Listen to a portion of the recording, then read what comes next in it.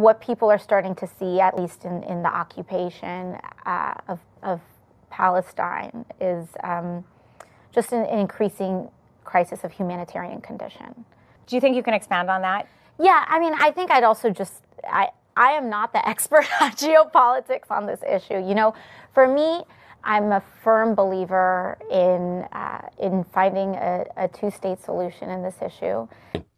If you cared about the voices of rural voters, you would allow all rural voters to come together and to have their all of their votes counted. But instead, if your state is a blue state and you're a rural voter, your vote is essentially erased. You know, and so for all those like Republicans that are like, oh, blah blah blah, this helps us.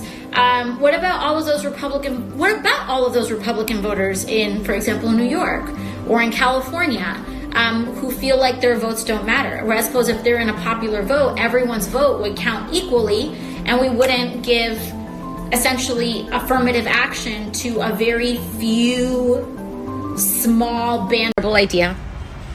I think it's a broken promise.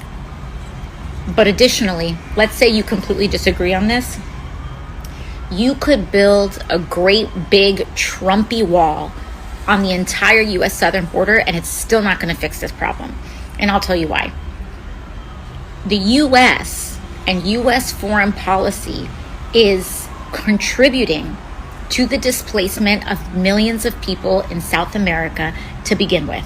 And if we do not address the migrant crisis at its root, it is still going to continue to be a problem.